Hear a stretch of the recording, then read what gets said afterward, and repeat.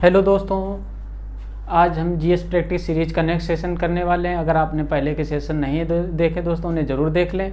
बात कर लेते हैं दोस्तों क्वेश्चन नंबर 1 की। क्वेश्चन नंबर 1 है, बुद्ध के गुरु कौन थे? आपको बताना दोस्तों। बुद्ध जी के गुरु का नाम बताना। Option A Alara Kalama, option B Prasenjit, option C Bimbisara, option D Jivaka. दोस्तों इसका राइट आंसर रहेगा ऑप्शन ए अलार कलाम। यानी कि दोस्तों बुद्ध जी के गुरु का नाम क्या था दोस्तों? अलार कलाम था। ठीक है दोस्तों, अलार कलाम था। दोस्तों ये किसने, यानी कि बुद्ध जी ने किसकी, यानी कि सांख्य दर्शन की शिक्षा ली दोस्तों। ये सांख्य दर्शन के लिए दोस्तों प्रसिद्ध थे। और सांख्य दर्शन की शिक्षा दोस्तों बुद्ध जी को इन्होंने दी। सांख्य दर्शन के लिए थे, सांख्य दर्शन के शिक्षक थे। ठीक है दोस्तों, इसकी ही शिक्षा बुद्ध जी को दोस्तों किन से मिली दोस्तों? यानी कि अलार कलाम से दोस्तों मिली। बात कर लेते हैं दोस्तों एक अन्य गुरु थे दोस्तों।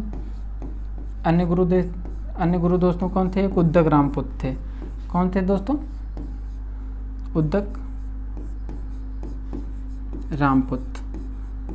रामपुत भी दोस्तों एक बुद्ध के अन्य गुरु थे। इन्होंने से भी, यानी कि इनसे भी दोस्तों बुद्ध जी ने शिक्षा ली थी। बात कर लेते हैं दोस्तों अन्य ऑप्शंस की दोस्तों। प्रसेनचित, बिम्बसार और जीवक, ये दोस्तों तीनों बुद्ध के समकालीन थे। ध्यान रखना दोस्तों, ये क्या थे दोस्तों? बुद्ध के समकालीन थे।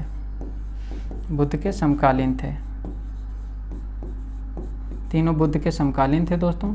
ठीक है दोस्तों, बात कर लेते हैं दोस्तों जीवक क्या था दोस्तों? बिम्बसार के दरबार में चिकित्सक था। बिम्बसार के दरबार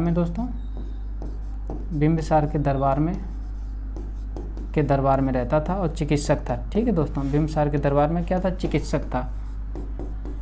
चिकित्सक। बिम्बसार के दरबार में दोस्तों क्या था? चिकित्सक था। इसी को दोस्तों चिकित्सक यानी कि जीवक को दोस्तों क्या उज्जैन भेजा गया था। अवंती के जो शासक थे चंड प्रद्योत के इलाज के लिए दोस्तों कहाँ? उज्जैन भेजा गया था। बात कर लेते हैं दोस्तों। ठीक है दोस्तों, उज्जैन भेजा गया था।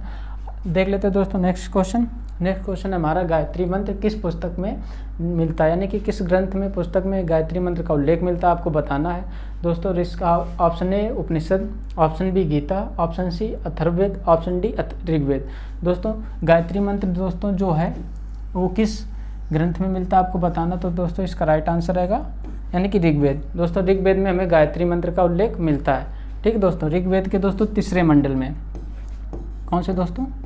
ऋग्वेद के दोस्तों तीसरे मंडल में। ध्यान रखना दोस्तों, ऋग्वेद का तीसरा मंडल है, उसमें दोस्तों गायत्री मंत्र मिलता है। गायत्री मंत्र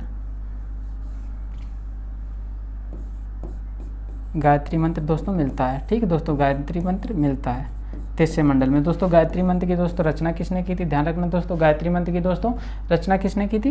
विश्वामित्र जी ने दोस्तों गायत्री मंत्र की रचना की थी। ठीक है दोस्तों, बात कर लेते हैं दोस्तों ऋग्वेद की। ऋग्वेद में दोस्तों बात कर लेते हैं दोस्तों 10 मंडल हैं टोटल। ऋग्वेद में दोस्तों 10 मंडल हैं, 1028 सूक्त हैं। 1028 सूक्त या ऋचाएँ हैं। 1028 सूक्त हैं दोस्तों। ठीक 1028 सूक्त हैं। इन सूक्तों या इन ऋचाओं को दोस्तों पढ़ने वाला है, यानी कि पढ़ने वाला दोस्तों क्या कहलाता है दोस्तों? इन ऋचाओं को दोस्तों पढ़ने वाला यानी कि ह्रोत कहलाता दोस्तों। एक ह्रोत क्या होता था? इन ऋचाओं को पढ़ने वाला ह्रोत कहलाता था दोस्तों। बात कर लेते हैं दोस्तों नेक्स्ट क्वेश्चन की। नेक्स्ट क्वेश्चन दोस्तों हमारा है, मिलिंद पन्नों के रचनाकार कौन है? आपको बताना दोस्तों। एक मिलिंद पन्नों बहुत ही प्रसिद्ध पुस्तक है दोस्तों, कई बार एग्जाम में पूछी गई है, तो दोस्तों इसे याद करते रहना। यानी कि मिलिंद पन्नों के रचनाकार कौन है? Option A Nagasena, option B अश्वघोष, option C Nagarjuna, option D Buddhaghosa. दोस्तों इसका राइट आंसर रहेगा ऑप्शन ए नागसेन दोस्तों मिलिंद पन्नों के रचनाकार हैं। दोस्तों मिलिंद पन्नों पुस्तक में क्या दिया गया है दोस्तों? मिलिंद पन्नों में दोस्तों इंडो यूनानी शासक दोस्तों क्या था? मिलांडर और नागसेन के बीच दोस्तों वार्तालाप हुआ था, वाद विवाद हुआ था, उसका दोस्तों संकलन है। तो यानी कि इंडो यूनानी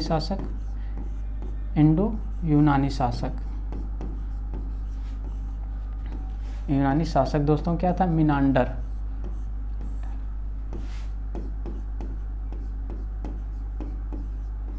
मिनांडर एवं नागसेन के बीच दोस्तों जो वार्तालाप हुआ था। नागसेन दोस्तों क्या थे? नागसेन एक बौद्ध भिक्षु थे दोस्तों। क्या थे? एक बौद्ध भिक्षु। ध्यान रखना, ये बौद्ध भिक्षु थे। ठीक है दोस्तों, बौद्ध भिक्षु इनके बीच दोस्तों जो वार्तालाप हुआ।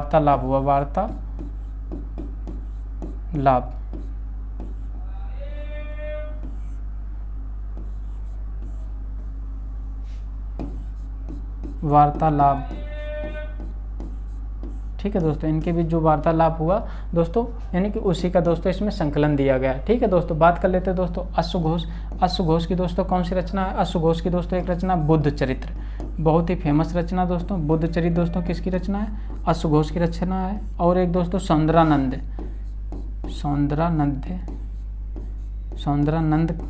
काव्य, ठीक है दोस्तों, ये भी यानी कि ये भी दोस्तों अश्वघोष की रचना है। बात कर लेते हैं दोस्तों नेक्स्ट क्वेश्चन की। नेक्स्ट क्वेश्चन दोस्तों हमारा है, त्रिरत्न किस धर्म से संबंधित है? आपको बताना है। ऑप्शन ए ईसाई धर्म से, ऑप्शन बी बौद्ध धर्म से, ऑप्शन सी हिंदू धर्म से, ऑप्शन डी शैव धर्म से। दोस्तों इसका राइट आंसर रहेगा ऑप्शन बी बौद्ध धर्म से। ठीक है दोस्तों, बौद्ध धर्म से दोस्तों त्रिरत्न यानी कि संबंधित है। त्रिरत्न में दोस्तों 3 रत्न आ जाते हैं। त्रिरत्न में दोस्तों कौन कौन से आ जाते हैं? त्रिरत्न में बौद्ध धर्म के 3 रत्न आ जाते हैं। ठीक है दोस्तों, पहला दोस्तों क्या होता है? बुद्ध हो गया दोस्तों। दूसरा क्या हो गया? धर्म दोस्तों। तीसरा दोस्तों बुद्ध हो गया, पहला बुद्ध हो गया, दूसरा दोस्तों धम्म हो गया, दूसरा, तीसरा दोस्तों क्या होगा? संघ। यानी कि बौद्ध धर्म में जो 3 चीज़ें बहुत ही महत्वपूर्ण है वो दोस्तों त्रिरत्न के नाम से हैं। त्रिरत्न बुद्ध हो गया, धम्म हो गया और संघ हो गया। दोस्तों बौद्ध धर्म में ही त्रिपिटक दिए गए हैं। त्रिपिटक दोस्तों दिए गए। त्रिपिटक में दोस्तों क्या है? त्रिपिटक का मतलब 3 पिटक हैं, 3 पिटारियाँ दोस्तों। 3 पिटारियों में दोस्तों त्रिपिटक में कौन कौन से 3 आ जाती दोस्तों? एक तो विनय पिटक है, ध्यान रखना दोस्तों, विनय पिटक हो गया। फिर इसके बाद दोस्तों सुत्त पिटक हो गया, फिर इसके बाद दोस्तों अभिधम्म पिटक हो गया, अभिधम्म पिटक। ठीक है दोस्तों, ये कई बार दोस्तों एग्जाम से पूछ लिए जाते हैं। त्रिपिटक किससे संबंधित है दोस्तों? त्रिपिटक बौद्ध धर्म से संबंधित है। उसमें कौन कौन से यानी कि ये विनय पिटक, सुत्त पिटक, अभिधम्म पिटक। विनय पिटक में दोस्तों बौद्ध यानी कि बौद्ध संघ के दोस्तों संघ के नियम कानून दिए गए हैं। संघ के क्या दोस्तों? संघ के नियम कानून दिए गए हैं, नियम दिए गए हैं दोस्तों, संघ के नियम दोस्तों दिए गए। बात कर लेते हैं दोस्तों सुत्त पिटक में क्या दिया गया है। सुत्त पिटक में दोस्तों बुद्ध के उपदेश दिए गए, सीधे सीधे जो बुद्ध के उपदेश हैं, बुद्ध के उपदेशों का संकलन है। ठीक है दोस्तों, बुद्ध के उपदेश दिए गए। अभिधम्म पिटक में दोस्तों बौद्ध दर्शन दिया गया है, यानी कि बौद्ध धर्म का दर्शन क्या है? बौद्ध दर्शन है, जिसमें दोस्तों बुद्ध के उपदेशों की व्याख्या की गई थी। ठीक है दोस्तों, बौद्ध दर्शन दिया गया। बात कर लेते हैं दोस्तों त्रिरत्न दोस्तों जैन धर्म में भी 3 रत्न ही हैं। जैन धर्म में भी त्रिरत्न दोस्तों दिए गए हैं, त्रिरत्न दिए गए हैं। त्रिरत्न की बात की गई दोस्तों, जैन धर्म के त्रिरत्न कौन कौन से हैं दोस्तों? ध्यान रखना, जैन धर्म के दोस्तों सम्यक दर्शन दोस्तों है, सम्यक दर्शन की बात की गई दोस्तों, सम्यक दर्शन। फिर इसके बाद दोस्तों सम्यक ज्ञान है, सम्यक ज्ञान की बात की गई दोस्तों। फिर इसके बाद सम्यक चरित्र है, सम्यक चरित्र या आचरण। ठीक है दोस्तों, 3 दर्शन की बात दोस्तों की गई है बौद्ध धर्म, जैन धर्म में। ठीक है दोस्तों, नेक्स्ट क्वेश्चन पे चलते हैं। नेक्स्ट क्वेश्चन है बौद्ध ग्रंथ अगुत्तर निकाय। बौद्ध ग्रंथ दोस्तों एक अगुत्तर निकाय, ध्यान रखना दोस्तों, ये बौद्ध ग्रंथ है। इसके अलावा जैन ग्रंथ दोस्तों ये भगवती सूत्र। तो ध्यान रखना दोस्तों, भगवती सूत्र एक जैन ग्रंथ है। कितने महाजनपदों के बारे में जानकारी मिलती है? तो आपको बताना, option A 12, option B 14, option C 16, option D 18। तो दोस्तों इसका राइट आंसर रहेगा ऑप्शन सी 16 महाजनपदों के बारे में दोस्तों बौद्ध धर्म की अगुत्तर निकाय और जैन धर्म की दोस्तों भगवती सूत्र नामक ग्रंथ में मिलती है। ठीक है दोस्तों, नेक्स्ट क्वेश्चन पे चलते हैं। नेक्स्ट क्वेश्चन है मगध महाजनपद की निम्न में से कौन सी राजधानी नहीं थी? यानी कि बताना दोस्तों, मगध महाजनपद था दोस्तों 6ठी शताब्दी ईसा पूर्व में। इसकी दोस्तों कौन सी राजधानी नहीं रही है? आपको बताना, option A Rajgriha, option B Vaishali, option C Pataliputra, option D Champa. दोस्तों इसका राइट आंसर क्या रहेगा? ऑप्शन डी चंपा दोस्तों राजधानी कभी नहीं रही है दोस्तों, अंग जनपद की राजधानी है, अंग महाजनपद की दोस्तों राजधानी है। अंग महाजनपद की दोस्तों क्या है? अंग महाजनपद की राजधानी। ठीक है दोस्तों, अंग महाजनपद की राजधानी है। बात कर लेते हैं दोस्तों राजगृह को दोस्तों गिरिव्रज भी कहते हैं। क्या कहते हैं दोस्तों? गिरिव्रज भी कहते हैं, गिरिव्रज भी कहते हैं दोस्तों। इसकी राजधानी की स्थापना दोस्तों किसने की? बिंबिसार ने। किसने दोस्तों? बिंबिसार ने स्थापना की। ध्यान रखना दोस्तों, कई बार ये एग्जाम से पूछ लिए जाते हैं कि राजगृह या गिरिव्रज को राजधानी किसने बनाया? दोस्तों बिंबिसार ने बनाया। वैशाली को दोस्तों किसने बनाया? कालाशोक ने दोस्तों बनाया। कालाशोक ने दोस्तों क्या किया? यानी कि राजगृह से दोस्तों वैशाली को राजधानी बनाया। ये दोस्तों शिशुनाग वंश का शासक था, ध्यान रखना दोस्तों। यानी कि हर एक वंश के बाद जो वंश आया शिशुनाग वंश आया। शिशुनाग शिशुनाग वंश का शासक था। ठीक है दोस्तों, शिशुनाग वंश का शासक था। बात कर लेते हैं दोस्तों पाटलिपुत्र। पाटलिपुत्र को दोस्तों उदयन ने दोस्तों राजधानी बनाया। उदयन ने दोस्तों राजधानी बनाया। ठीक है, राजधानी बनाया। उदयन ने दोस्तों क्या बनाया? राजधानी बनाया। उदयन ने दोस्तों पाटलिपुत्र को राजधानी बनाया। बात कर लेते हैं दोस्तों नेक्स्ट क्वेश्चन की।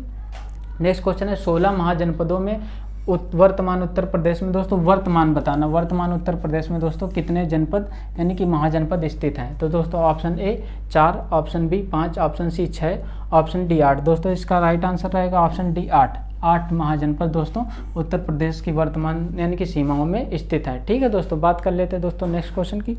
नेक्स्ट क्वेश्चन देख लेते हैं दोस्तों, क्वेश्चन नंबर 8 यानी क्वेश्चन नंबर 8 दोस्तों देख लें। पहली बार महिलाओं को मताधिकार किस एक्ट में दिया गया था? ऑप्शन ए 1909 का भारत शासन अधिनियम, ऑप्शन बी 1919 का भारत शासन अधिनियम, ऑप्शन सी 1935 का भारत शासन अधिनियम, ऑप्शन डी 1947 का भारतीय स्वतंत्रता अधिनियम। तो दोस्तों इसका राइट आंसर क्या रहेगा? Option B. ठीक है दोस्तों, 1919 का भारत शासन अधिनियम से दोस्तों महिलाओं को यानी कि मताधिकार दिया गया। ठीक है दोस्तों, महिलाओं को मताधिकार दिया गया था। ठीक है, महिलाओं को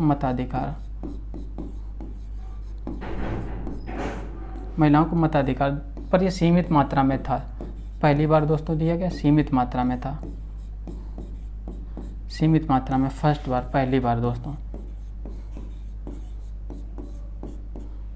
दोस्तों भारत में दिया गया, सीमित मात्रा में था। सीमित मात्रा कैसी दोस्तों? इसमें आय का क्राइटेरिया था, यानी कि आय होनी चाहिए, शिक्षा होनी चाहिए, आय, शिक्षा दोस्तों, और टैक्स यानी कि कर कितना भरना चाहिए। इन सभी आधारों पे दोस्तों ये सीमित मात्रा में ही दिया गया था। बात कर लेते हैं दोस्तों 1935 के अधिनियम से दोस्तों इसमें मताधिकार बढ़ाया गया महिलाओं के लिए। महिलाओं के लिए जो मताधिकार था उसे दोस्तों उसमें कुछ वृद्धि की गई, फिर भी अभी पूर्णतः सभी को नहीं था, कुछ वृद्धि की गई। इसमें दोस्तों सांप्रदायिक यानी प्रतिनिधित्व दिया गया। प्रतिनिधित्व दोस्तों दिया गया, किस में दिया गया दोस्तों? जो भी यानी कि विधायिका थी दोस्तों उसमें प्रतिनिधित्व दिया गया। प्रतिनिधित्व दिया, सीटें आरक्षित की गई महिलाओं के लिए, यानी कि सीटें आरक्षित की गई महिलाओं के लिए। महिलाओं के लिए दोस्तों सीटें आरक्षण की गई इसी के माध्यम से।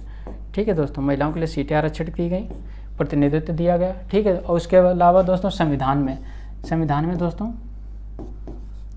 दोस्तों महिलाओं के लिए क्या किया? सार्वभौमिक मताधिकार की व्यवस्था की गई। सार्वभौमिक आधार पर यानी कि सभी को जो भी 21 वर्ष से अधिक हैं, सार्वभौमिक मताधिकार की व्यवस्था की गई। इसमें किसी प्रकार का भेदभाव नहीं किया गया। बात कर लेते दोस्तों नेक्स्ट क्वेश्चन की।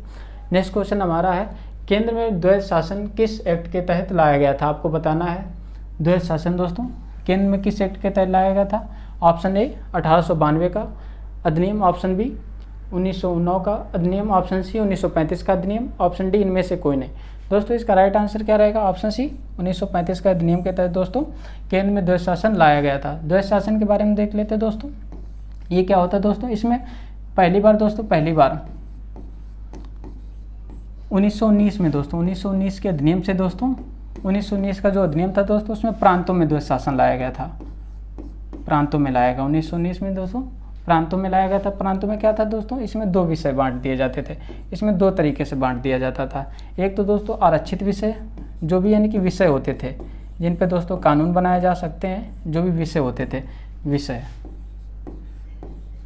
विषय ध्यान रखना दोस्तों, विषयों को दो आधार पर बांट दिया जाता था। एक तो दोस्तों आरक्षित, दूसरा दोस्तों क्या होता था?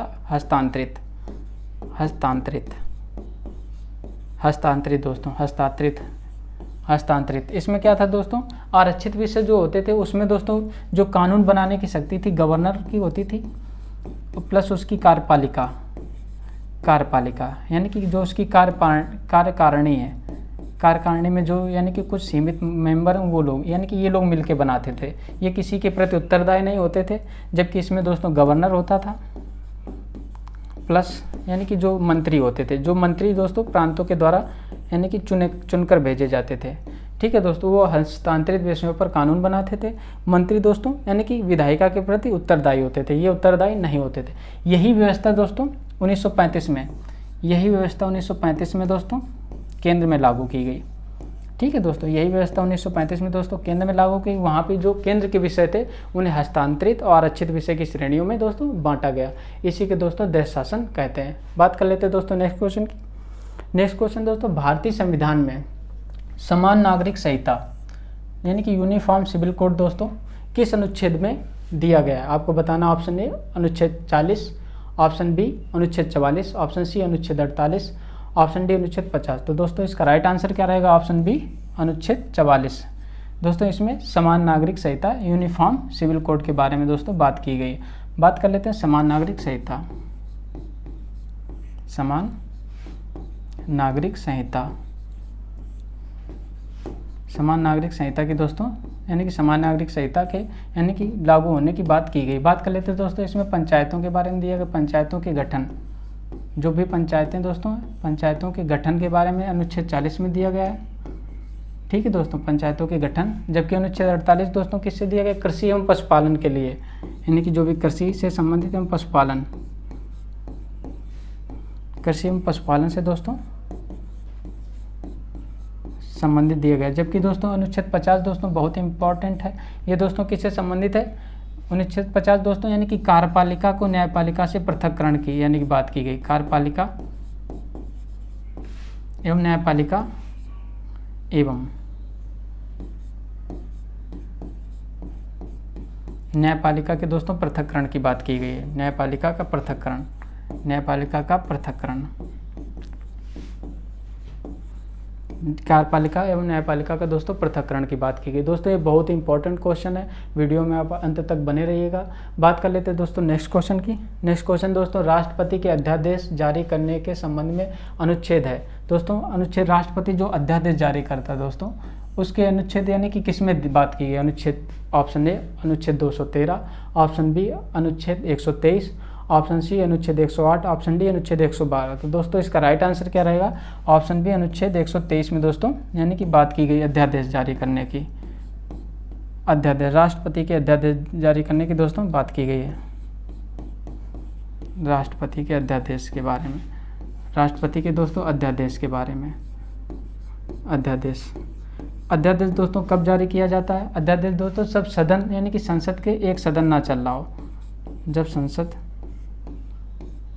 का यानी कि न्यूनतम एक सदस्य ना चल रहा हो, यानी कि न्यूनतम एक सदन ना चल रहा हो, एक सदन ना चल रहा हो, ना चल रहा हो, यानी कि संसद के यानी कि दोनों सदनों में एक सदन ना चल रहा हो तो दोस्तों अध्यादेश जारी किया जा सकता है। ठीक है दोस्तों, अध्यादेश जारी किया जा सकता है।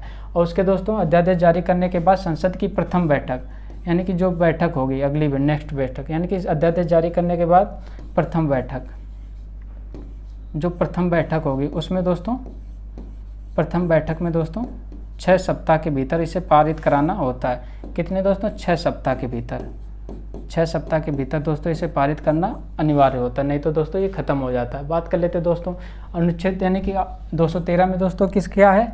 इसमें राज्यपाल, राज्यपाल दोस्तों अध्यादेश जारी कर सकता है। राज्यपाल अध्यादेश दोस्तों जारी कर सकता है। राज्यपाल अध्यादेश दोस्तों जारी कर सकता है जब यानी कि कोई सदन ना चल रहा हो, राज्यपाल दोस्तों अध्यादेश। बात कर लेते हैं दोस्तों अनुच्छेद 108, ये दोस्तों यानी कि संयुक्त बैठक से संबंधित है। अनुच्छेद 8 दोस्तों किससे? संयुक्त बैठक से संबंधित है, ध्यान रखना दोस्तों, ये कई बार पूछ लिया जाता है। अनुच्छेद 112 दोस्तों किससे संबंधित है? अनुच्छेद 112 दोस्तों वार्षिक वित्तीय विवरण से, यानी कि वार्षिक वित्तीय विवरण यानी कि बजट से संबंधित है, वार्षिक वित्तीय विवरण से दोस्तों संबंधित है, वार्षिक वित्तीय विवरण। ठीक है दोस्तों, वार्षिक वित्तीय विवरण से संबंधित। बात कर लेते हैं दोस्तों नेक्स्ट क्वेश्चन।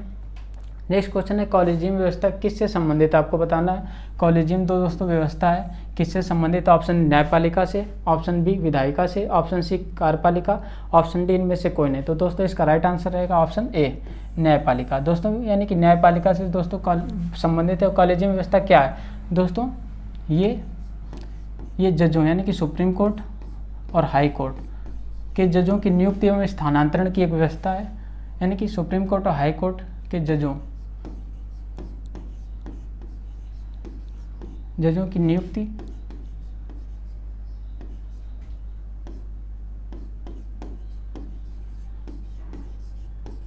नियुक्ति एवं स्थानांतरण की प्रक्रिया, स्थानांतरण की व्यवस्था करता है। ठीक है, नियुक्ति एवं स्थानांतरण की दोस्तों व्यवस्था करता है, यानी कि ये व्यवस्था करता है। कॉलेजियम व्यवस्था दोस्तों इसी के लिए है। हाई कोर्ट और सुप्रीम कोर्ट के जो भी जज हैं उनकी स्थानांतरण हो गया, उनकी नियुक्ति से संबंधित दोस्तों प्रक्रिया यानी कि कॉलेजियम व्यवस्था करती है। ठीक है दोस्तों, बात कर लेते हैं दोस्तों ये यानी कि न्यायपालिका सुप्रीम कोर्ट के फैसले के माध्यम से दी गई है। संविधान में इसका जिक्र नहीं है। सुप्रीम कोर्ट के फैसले के माध्यम से बनी संस्था है, के माध्यम से बनी है दोस्तों। ठीक है दोस्तों, कॉलेजियम व्यवस्था में जो भी दोस्तों इसमें बात कर लेते हैं इसकी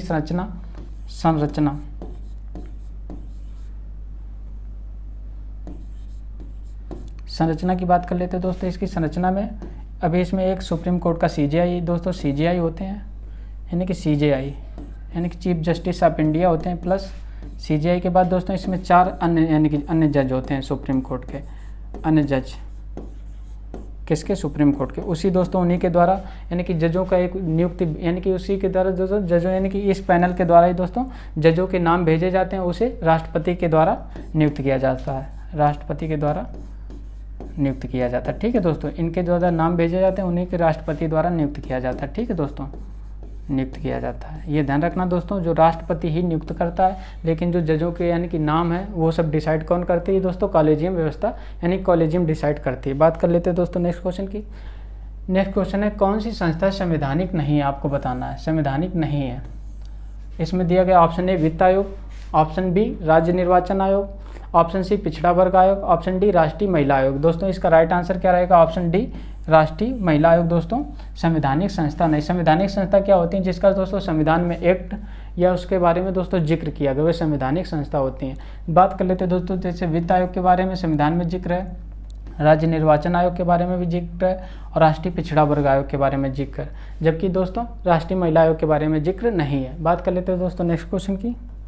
नेक्स्ट क्वेश्चन है दोस्तों संयुक्त राष्ट्र की स्थापना कब हुई थी? आपको बताना option A 1945, option B 1948, option C 1949, option D 1947। दोस्तों इसका राइट आंसर क्या रहेगा? संयुक्त राष्ट्र की दोस्तों स्थापना कब हुई? Option A 1945। कब हुई दोस्तों? 24 अक्टूबर को हुई। 24 अक्टूबर को दोस्तों संयुक्त राष्ट्र स्थापना दिवस भी मनाते हैं। इसी के लिए दोस्तों 24 अक्टूबर को कहाँ हुई दोस्तों? सैन फ्रांसिस्को में हुई दोस्तों। सैन फ्रांसिस्को में दोस्तों हुई। ठीक है दोस्तों, सैन फ्रांसिस्को में हुई। कहाँ दोस्तों? इसका हेडक्वार्टर अब कहाँ पे है? हेडक्वार्टर दोस्तों न्यूयॉर्क में है। न्यूयॉर्क में दोस्तों इसका हेडक्वार्टर, ध्यान रखना दोस्तों, न्यूयॉर्क अमेरिका में हेडक्वार्टर है, यूएसए। न्यूयॉर्क यूएसए में दोस्तों इसका हेडक्वार्टर है। बात कर लेते हैं दोस्तों 1948 में। इसी दिन दोस्तों 1948 में 7 अप्रैल को दोस्तों यानी कि 7 अप्रैल का दिन दोस्तों 1948 में दोस्तों WHO की स्थापना हुई। WHO की दोस्तों स्थापना है। इसका हेडक्वार्टर दोस्तों कहाँ है? ध्यान रखना दोस्तों, ये पूछ लिया जा सकता है एग्जाम्स में। हेडक्वार्टर दोस्तों इसका जिनेवा में है। कहाँ है? जिनेवा में हेडक्वार्टर है। ठीक है दोस्तों, इसका हेडक्वार्टर जिनेवा में। बात कर लेते हैं दोस्तों 1949 में दोस्तों एक संस्था, महत्वपूर्ण संस्था, उसकी स्थापना हुई NATO, North Atlantic Treaty Organization की दोस्तों 1949 में स्थापना होती है। ठीक है दोस्तों, इसमें दोस्तों टोटल मेंबर पूछे जा सकते हैं दोस्तों। टोटल 32 मेंबर हैं। जो 32वां दोस्तों बना है, 32वां दोस्तों 2024 में स्वीडन बना है। ठीक है दोस्तों, स्वीडन बना है, 2024 में बना है। ध्यान रखना दोस्तों, 2024 में दोस्तों स्वीडन 32वां मेंबर इसका बना है। बात कर लें नेक्स्ट क्वेश्चन की। नेक्स्ट क्वेश्चन है भारत किस संस्था का सदस्य नहीं है? दोस्तों कुछ संस्थाएं दी गई, उनमें बताना भारत किसका सदस्य नहीं है। Option A G21, option B G7, option C BRICS, option D SAARC. दोस्तों G7 का भारत किसका सदस्य नहीं? G7 का सदस्य नहीं है, जबकि G20 और ब्रिक्स और सार्क दोस्तों इन तीनों का भारत सदस्य है। G7 में दोस्तों 7 सदस्य हैं, 7 सदस्य हैं। ध्यान रखना दोस्तों, G7 है तो 7 सदस्य हैं दोस्तों इसमें। ठीक है दोस्तों, 7 सदस्य हैं। बात कर लेते हैं दोस्तों इसमें 7 सदस्य कौन कौन से हैं। एक तो दोस्तों हो गया यूएसए हो गया, ये कभी पूछ लिया जा सकता है कि दोस्तों G7 में कितने मेंबर? यूएसए है, यूके दोस्तों है। ठीक है दोस्तों, यूएसए यूके, यानी कि इसके अलावा जापान है दोस्तों, जापान दोस्तों है, जर्मनी है, जर्मनी दोस्तों है, इटली है दोस्तों, यानी कि इटली हो गया, कनाडा दोस्तों है, कनाडा दोस्तों हो गया। इसके अलावा दोस्तों फ्रांस हो गया, फ्रांस दोस्तों हो गया। इसके अलावा दोस्तों कौन सा है, यानी कि 1 2 3 4 5 6 7 दोस्तों, यानी कि 7 सदस्य हो गए। ठीक है दोस्तों, 7 इसके मेंबर हो गए। बात कर लेते हैं दोस्तों नेक्स्ट क्वेश्चन की। नेक्स्ट क्वेश्चन दोस्तों हमारा है, कौन सा देश लैंडलॉक बताना, यानी कि लैंडलॉक नहीं है। कौन सा देश दोस्तों लैंडलॉक नहीं है। Option A Nepal, option B Bhutan, option C Mongolia, option D Jordan. दोस्तों इसका राइट आंसर क्या रहेगा, ऑप्शन डी जॉर्डन दोस्तों लैंडलॉक नहीं है। ये लाल सागर में दोस्तों, लाल सागर में, ध्यान रखना दोस्तों, ये लाल सागर में दोस्तों गल्फ ऑफ अकावा, यानी कि अकावा की खाड़ी से दोस्तों अलग होता है, यानी कि अकावा की खाड़ी से जुड़ता है, अकावा की खाड़ी से जोड़ता है, अकावा की खाड़ी से दोस्तों ये जुड़ता है। ठीक है दोस्तों, अकावा की खाड़ी से कनेक्ट होता है, से जुड़ता है। ध्यान रखना दोस्तों, ये जॉर्डन लैंडलॉक नहीं है। ठीक है दोस्तों, बात कर लेते हैं दोस्तों नेपाल, भूटान, मंगोलिया तीनों दोस्तों लैंडलॉक हैं, यानी कि चारों ओर से किन्हीं न किन्हीं देशों से घिरे हुए हैं। बात कर लेते हैं दोस्तों नेक्स्ट क्वेश्चन की।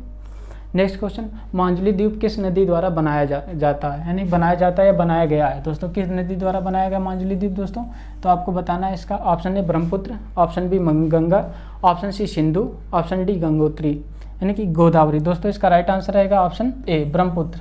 ब्रह्मपुत्र नदी द्वारा दोस्तों ये बनाया गया। कहाँ पे दोस्तों ये बनाया गया, असम में बनाया गया, असम में, यानी कि विश्व का सबसे बड़ा नदी द्वीप है,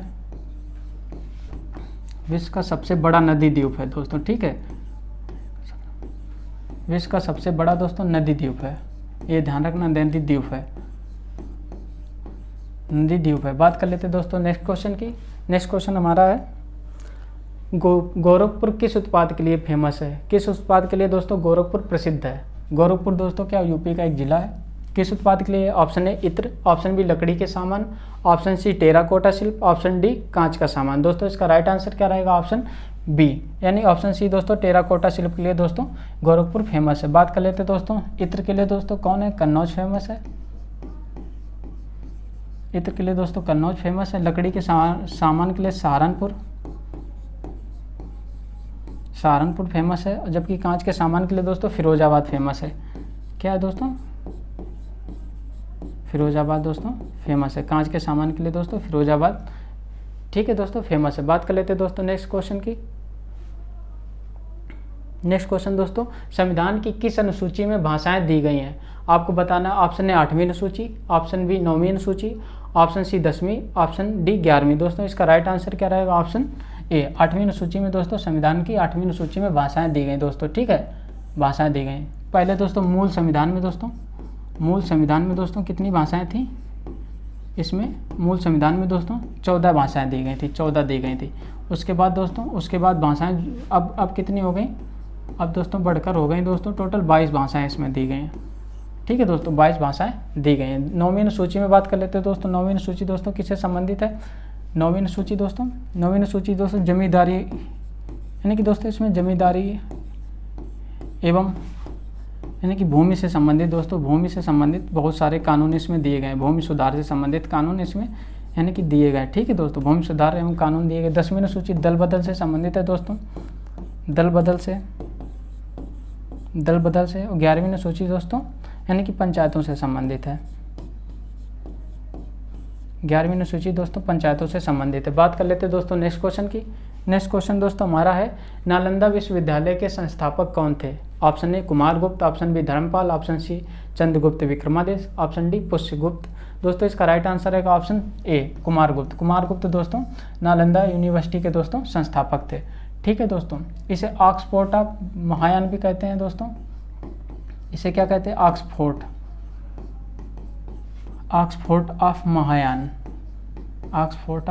भी कहते हैं। ठीक है दोस्तों, ये महायान का दोस्तों ऑक्सफोर्ड था, यहाँ महायान दोस्तों यानी कि महायान धर्म को दोस्तों बढ़ावा दिया गया। बात कर लेते हैं दोस्तों धर्मपाल ने दोस्तों विक्रमशिला दोस्तों यूनिवर्सिटी की स्थापना की थी दोस्तों। विक्रमशिला विश्वविद्यालय की स्थापना की थी दोस्तों। ठीक है, ध्यान रखना, विक्रमशिला विश्वविद्यालय की स्थापना की। यहाँ पे दोस्तों वज्रयान को बढ़ावा दिया गया। बौद्ध धर्म की एक शाखा वज्रयान को दोस्तों यहाँ पे बढ़ावा दिया गया, इससे बढ़ावा मिला। ठीक है दोस्तों, बात कर लेते हैं दोस्तों, अभी हाल फिलहाल में नालंदा यूनिवर्सिटी का दोस्तों उद्घाटन हुआ, तो एग्जाम से पूछा जा सकता दोस्तों किसने स्थापना की, कुमारगुप्त ने दोस्तों स्थापना की। बात कर लेते हैं दोस्तों नेक्स्ट, आज के लिए वो दोस्तों बस इतना ही। वीडियो अच्छी लगी तो सब्सक्राइब करें, लाइक करें और शेयर करें। जय हिंद।